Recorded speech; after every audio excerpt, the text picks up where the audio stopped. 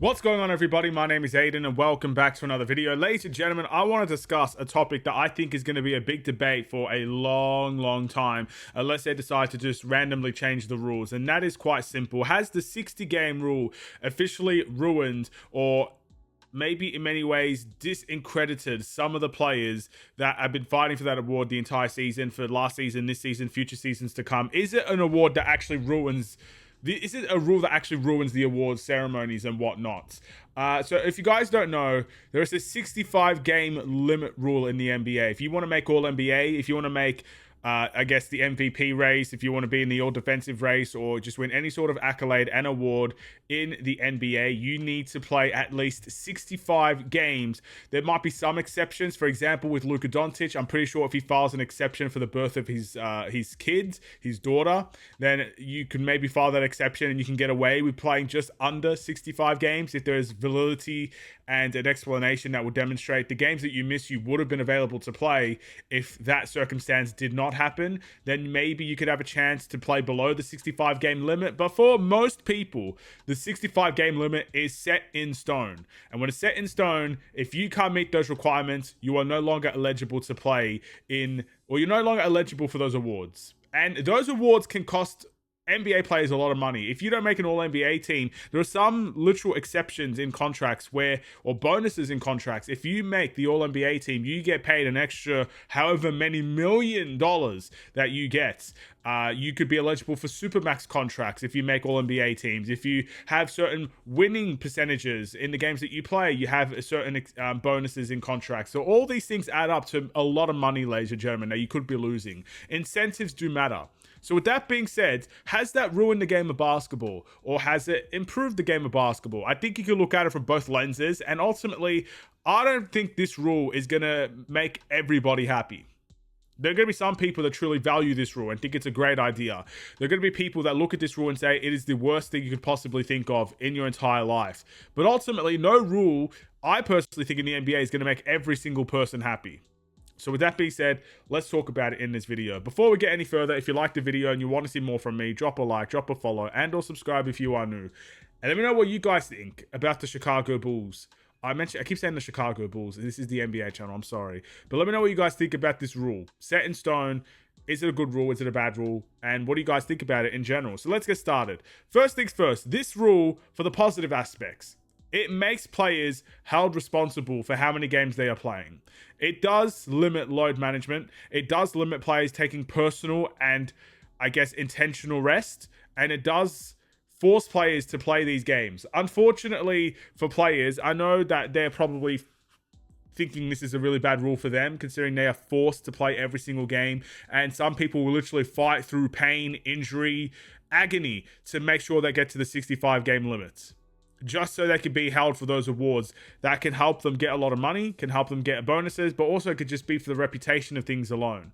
You know, it could be as simple as that. Not everybody can physically play 82 games of a season. I look at players like Joel Embiid, and I just think at this point it's impossible for him to get to that mark anymore.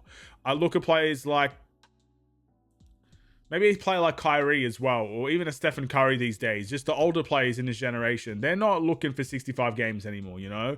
They could definitely play it from time to time, and that's all fine and good, but not everybody has the ability, especially when they get older, to play every single game in the NBA. I look at young guys. I think the oldest player I've seen play 82 games is Nikola Vucevic, in recent history, I should say. He played 82 games for the Bulls not too long ago. He was maybe 33 when that happened.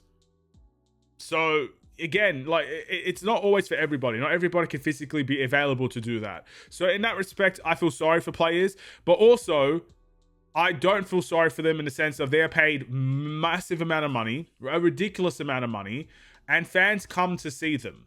So as a fan of the NBA, I want to see the best of the best play in the regular season. I don't want them to sit out until the playoffs, where that's when you get to see them, because those games are more important. I want to see them play as often as I can. If I'm watching a Minnesota Timberwolves game, I want to see Anthony Edwards play. I don't watch a Minnesota Timberwolves game to see their G League team play. The recent game, Denver versus OKC, if I tuned into that game, I want to see Nikola Jokic play. I want to see Shai Gilgeous-Alexander play. I want to see the bulk of that OKC Thunder team play, not their G League team. If I wanted to see their G League team, I would go and watch the G League. I would go and watch, I guess, the European leagues. I'd go watch the Australian League. If I wanted to watch those leagues, I'd go watch them. I come to an NBA game. I want to watch an NBA game to see the best of the best play.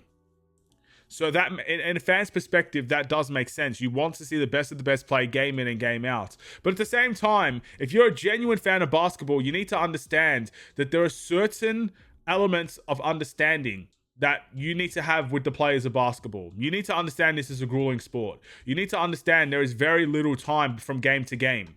You're putting your body on the line for 48 minutes, almost 2 days apart from each other every single time, from December October up until April. And for some people, it goes into mid-June. That is insane. It's a lot of effort. It's a lot of work. And unfortunately, it's been a big topic of discussion as to why they're trying to shorten the season. And I don't think they should do that either. We just need to have an understanding that some players physically can't do that. They can't, no matter if they want to. I'm sure if Joel Embiid told you now he would want to play every single game available to him instead of getting injured every season, he would tell you that. You know, I think it's as simple as that. The top echelon of players want to play basketball games. That's what they're there to do. They're there to put on a show. They're there to win games. They're there to be competitive. They're ultimately the most competitive people in sports, basketball players. I really believe that. So all in all, it's just an understanding of things. Sometimes, even though they want to, they can't always achieve those milestones. Should they get punished for that is the answer. It's an interesting topic of discussion. We're getting into the point of tanking as well in this situation. We're getting into the point of load management. It is but just a very interesting rule that I don't think are going to make people happy. I'll give you an example. I recently just said that I want all of the players available to play. Like, I want players to be available, if they're available, to play these games, because that's what I'm there to tune in for. As a fan, I'm there to tune in. I pay so much money for League Pass, and I think it's getting higher and higher every season. I pay so much money in League Pass to watch these players play basketball, because I'm a fan of the game of basketball. But for my own team in the Chicago Bulls, I have a personal interest in the Bulls compared to every other team. So when Matas Buzelis played that game against the Magic and he ended up hurting his knee, I was livid. I was frustrated. I was angry because he played a meaningless game. So for my team, I'm a bit biased. I have to admit that. I'm a bit biased and I want those players to rest because it doesn't mean anything anymore. But when I'm watching a Minnesota Timberwolves, or I'm watching an OKC Thunder, or I'm watching a Denver Nuggets, and I have no real personal attachment to those teams, I just value their talent and want to see their talent in action, I'm a bit biased and I want to see them play. So there is a double standard there, I must admit. And that's why I say there needs to be an understanding. You need to understand, when you sign up to be an NBA fan, when you sign up to League Pass, when you sign up to whatever channels, local channels that have the NBA games on in your region, you need to understand that not every single player is going to play every single game. Even if they're physically healthy, they might take a game off so they can avoid those injuries that takes them out for a season. So it's just really as simple as that, in my opinion. The 65 game rule in of itself, I have no problems with, because I do believe the best trait you could have is being available game in and game out. The reason why I value a guy like DeMar DeRozan so much, I think he missed one game in the entirety of the Sacramento Kings season, and it was against the Bulls, funnily enough.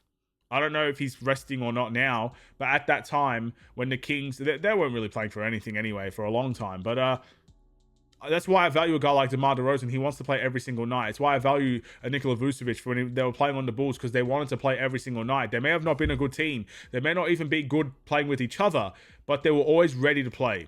And I value that in an NBA player. When I see young players saying, I want to play every single game, it gives inspiration. It gives hope. But ultimately, if you're not available for 65 out of the 82 games, you shouldn't be available for those awards. I'm sorry. Unless there are certain exceptions that you can get away with, like the birth of your children, or maybe a death in the family, or something along those lines, something personal, something that takes you away from the game of basketball on a personal level, fine. I understand those exceptions, and I would happily add those exceptions into the league to make sure the players get what they deserve. But if you are actively ready to play and you decide not to play, to rest your body, you should not deserve an MVP award. If you decide you are healthy to play, but you want to rest, and you don't pass the 65 game limit because of that, then I'm sorry, you don't deserve an All-NBA. You don't deserve that, because there are players there that'll be willing to do the work that you're not willing to do.